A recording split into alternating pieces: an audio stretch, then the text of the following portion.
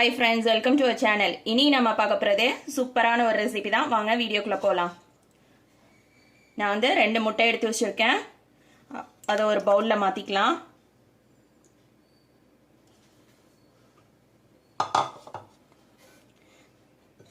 இதை ஃபஸ்ட்டு நல்லா பீட் பண்ணிக்கலாம்.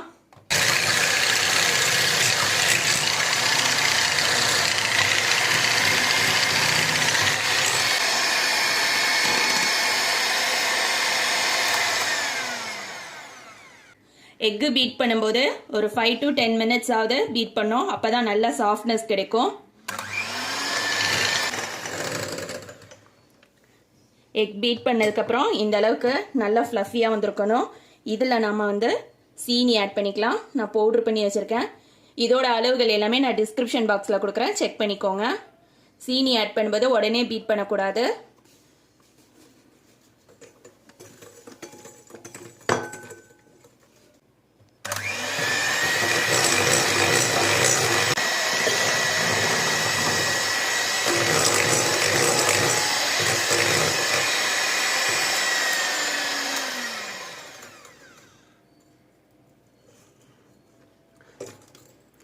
முட்டையும் சீனியும் நல்லா அடித்ததுக்கப்புறமா இதில் நான் எண்ணெய் சேர்த்துக்கிறேன். சன்ஃப்ளவர் ஆயில் சேர்த்துக்கிறேன். சப்போஸ் நீங்கள் வந்து எண்ணெய் இல்லாமல் வெண்ணெய் கூட நீங்கள் சேர்த்துக்கலாம். இப்போ நம்ம பீட் பண்ணி வச்சுருக்கிறதுல வெனிலா எசன்ஸ் ஆட் பண்ணிக்கலாம்.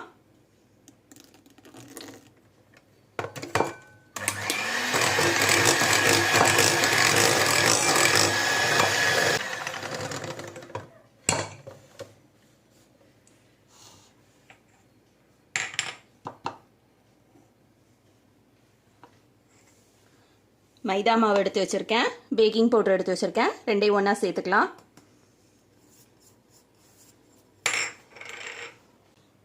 மைதா மாவும் பேக்கிங் பவுடரும் ஒன்றா சேர்த்துட்டு இந்த மாதிரி ஒரு ஸ்ட்ரெயினர் வச்சு நாம் இதில் சலிச்சுக்கலாம்.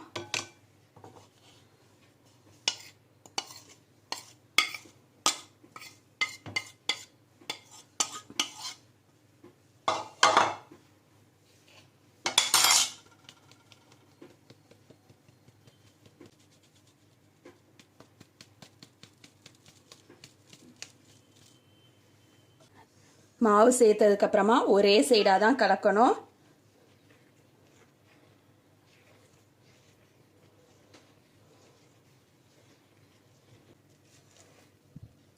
இதில் கொஞ்சமாக பால் சேர்த்துக்கிறேன்.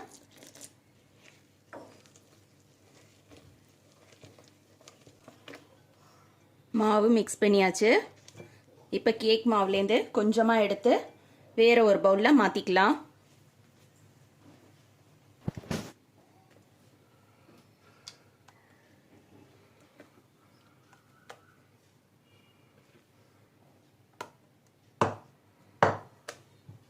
இதில் கொக்கோ பவுட்ரு போட்டுக்கலாம்.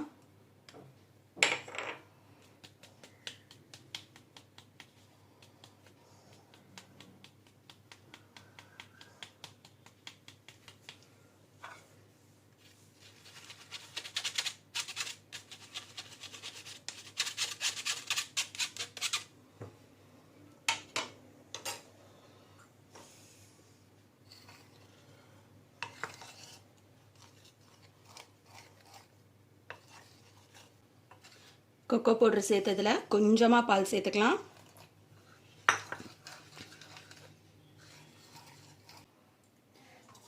இந்த மாதிரி ஒரு மோல்டு எடுத்திருக்கேன். மோல்டில் எண்ணெய் அப்ளை பண்ணியிருக்கேன். எண்ணெய் அப்ளை பண்ணிவிட்டு கொஞ்சமாக மைதா போட்டு டஸ்ட் பண்ணி வச்சுருக்கேன். இதில் ஃபஸ்ட்டு நம்ம ரெடி பண்ணி வச்சுருக்க இந்த ஒயிட் மிக்சரை கொஞ்சமாக போட்டுக்கலாம்.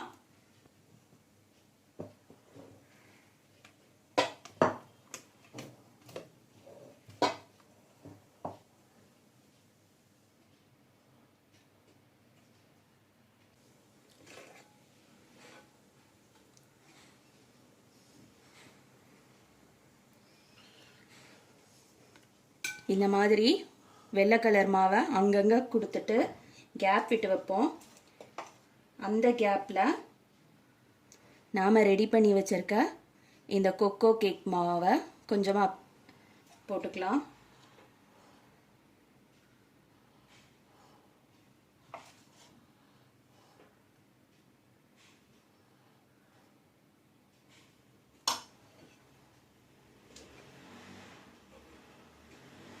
திரும்ப அதே மாதிரி இந்த இடத்துல போட்டுக்கலாம்.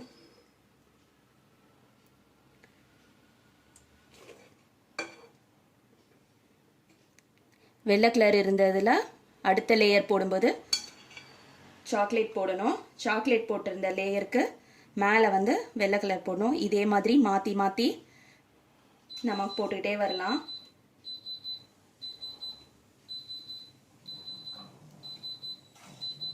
நான் ஃபுல்லாக ஃபில் பண்ணிட்டு காட்டுறேன்.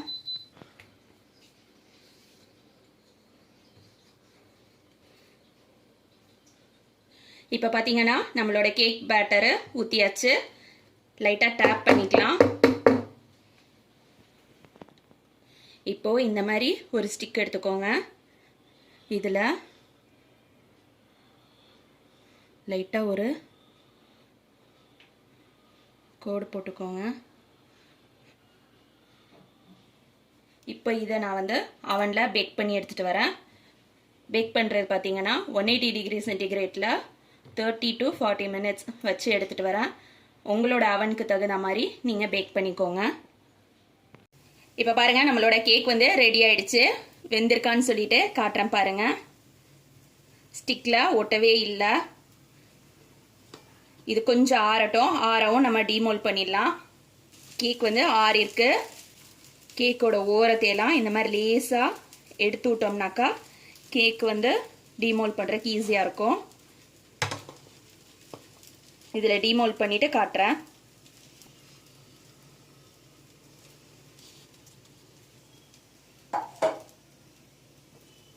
பாருங்கள், நம்மளோட கேக் வந்து ரெடி ஆயிடுச்சு. கட் பண்ணி காட்டுறேன்.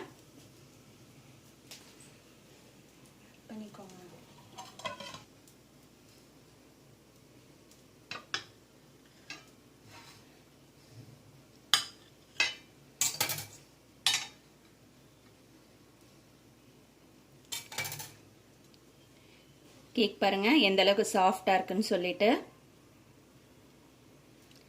பசங்களுக்கு இந்த மாதிரி செஞ்சு கொடுத்தாக்கா ரொம்ப விரும்பி சாப்பிடுவாங்க. கடையில் வாங்கி கொடுக்கணும்னு அவசியமே இல்லை. நம்மளே வீட்டில் செய்யலாம் ஈஸியாக. இதே மாதிரி நீங்களும் உங்கள் வீட்டில் செஞ்சு பாருங்கள். தேங்க்ஸ் ஃபார் வாட்சிங்.